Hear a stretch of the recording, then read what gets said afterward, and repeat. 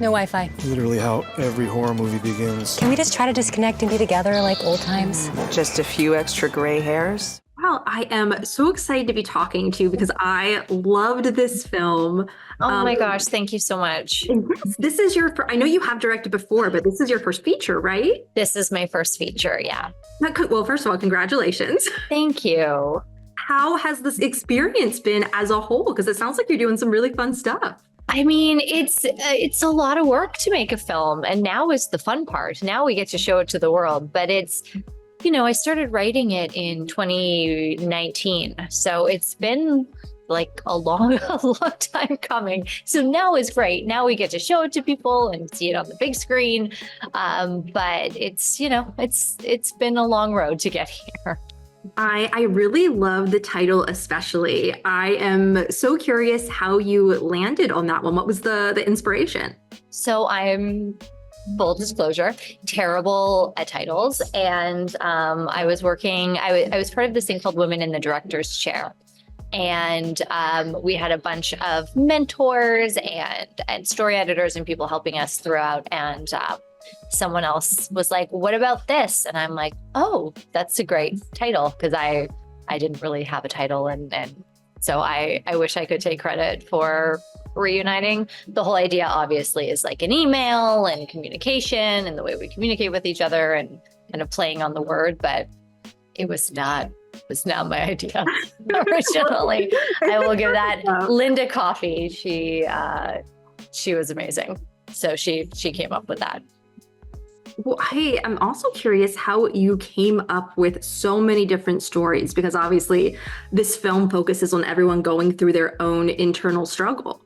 Yeah. So I love these types of stories. That's why I wrote this in the first place. You know, years ago, I was at the Toronto Film Festival and they were doing a retrospective screening of, or like an anniversary screening of The Big Chill. And I remember watching it and going, wow, why don't we make these movies anymore? Like, I don't understand why we don't like watch people and hear their stories and like have all these intertwining things happening.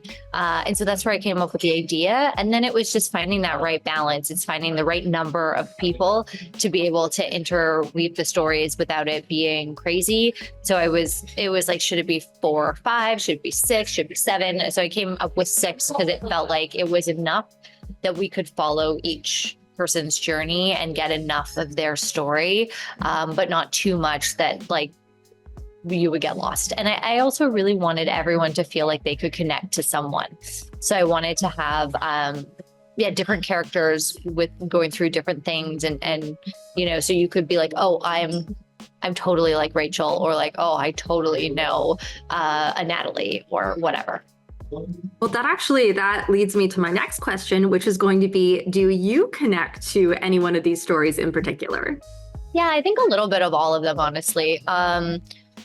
Probably Natalie the most, as far as like just being very career driven for a very, very long time. And part of the things for me as well was, you know, do I want to have kids? Do I not want to have kids? Like, do I want to be in a relationship? Do I not? So like, I am married, but I don't have my own children and I have a career. And, you know, so I'm at that place in my life. I just turned 40 yesterday. And so thank you. And so, yeah, probably Natalie the most, I would say. Well, another thing that I really loved about this film is it is serious, but you do have these moments of comedy in there that, you know, I'm crying 1 minute and then the next I'm like, oh, that's a good one. Yeah. So I'm curious, how do you manage to find the right balance without taking away from how serious these stories are? Yeah, so part of that really was making sure we had a lot of levity at the beginning, because I felt like the more lighthearted and funny and stuff that was happening at the beginning, the harder the punch would hit, right? And then within that, the moments where everything is really like gets really dark, I think in life, it's funny. Like I have laughed at multiple funerals because sometimes your emotions just intertwine and mix up, and like things can be really, really funny when they're really, really sad. And I think that's very human. And I think that's something that people can relate to. And there's just something just so like you can connect to when someone is just saying the totally wrong thing when they really should not be saying it. And that's me. I definitely, in my life, if there's something that's really uncomfortable, I will make a joke. That's valid. That's real. Yeah. So I wanted to have that in there. And I also, I wanted people to have moments where they could just like breathe, because it's, there's some stuff that gets kind of intense in the film. And I think, an hour and a half of that would be too much. It's too much for me. I don't want to watch that. You also had Jesse L. Martin attached to this project. Obviously, super talented actor. I'm a huge fan of his. Me too. Yeah. He's doing great stuff with The Irrational, just coming off with The Blast and everything. But he's not just an actor; he's also an executive producer. Correct? Mm-hmm. Yeah. So a lot of, it's independent film. So a lot of times, if you look at our EP list, a lot of the actors are on it or other people. But yeah, no, Jesse really he came on board. He wrote a song for the film. I don't know if you know that. But there's a very pivotal moment where some stuff happens, which we won't give away, but there's a song that plays, and that's Jesse. He wrote that song and sings it as part of the soundtrack of the film. And so, he brought a lot to the film, and I'm so grateful for him. So he came on board in a producing role and sort of to support the film, which has been awesome. And the entire cast is stellar. I mean, the movie itself is about a bunch of people who bonded, but I imagine you guys all bonded yourselves while filming this. Yeah. So, Vancouver is a very small film community. So I either knew everyone or knew of them, or they knew each other. Like everyone knew someone. So none of the actors came into the movie not knowing anyone. Jesse and Michelle worked on The Flash together. Carmen also worked on The Flash. Michelle went to Bronwyn's wedding 15 years ago.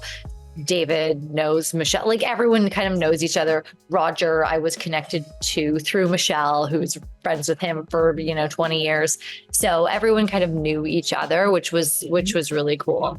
And then, yes, we shot on an island and during the middle of the pandemic. And so everyone really got to know each other and got to connect with each other. Oh my gosh. I mean, that really puts into perspective to how long you've been waiting for this to be released. Yeah. We shot in May of 2021. Oh, wow. Okay. I was like, it's 2024, right? I had to look at the calendar. Wow. I know. Yeah. I'm so excited for you guys that you're finally getting to release this to the world. And I know that you're also an actor. You've done a lot of projects. Yes. I am curious how that has helped you in the writing and directing process. Yeah, thank you for asking that question, because I think it's such an important part of my journey.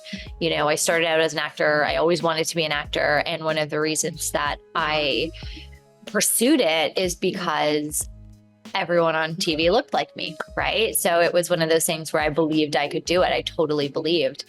I never worked with a female director, never, for like years and years and years. So it never occurred to me that I could be a director. And so when I finally started seeing women directing, I was like, oh, maybe I could do that. That's cool. Which is, side note, why representation is so important. Why, people being able to see themselves reflected on screen or in industry or whatever is so, so important. But for me, all the years that I spent understanding acting and learning acting and being on set, I think has made me a good director. I love actors. I married an actor.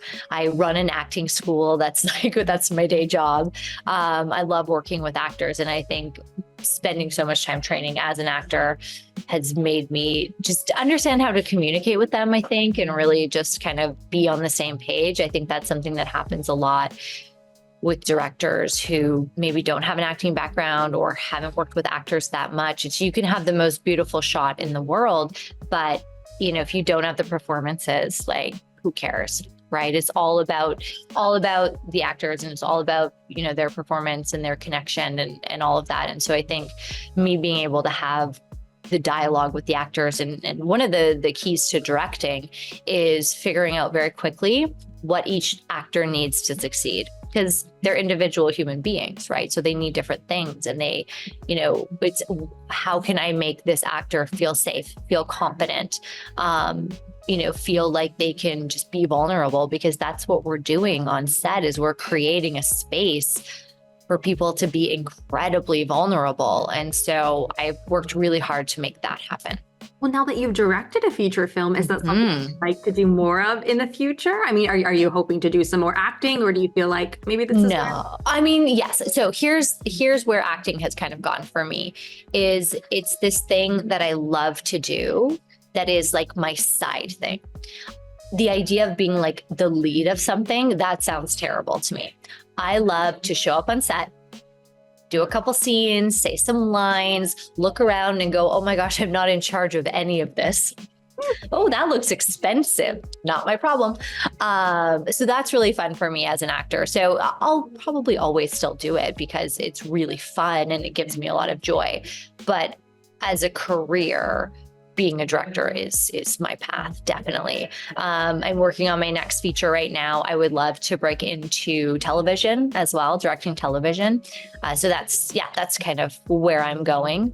I would love to work on these types of movies, but also like I love irreverent dramas, which is what I would refer to our movie as. But I also love action movies. Like I would love to direct a Mission Impossible or like a Marvel movie or something. I think that would be really fun too. Oh my gosh, that sounds super fun. I'm excited to see what you do next. Me too. The world is your oyster. We will Hopefully, yes. This girl knows how to make an entrance. What's up, bitches? Woo! Let's do this! Woo!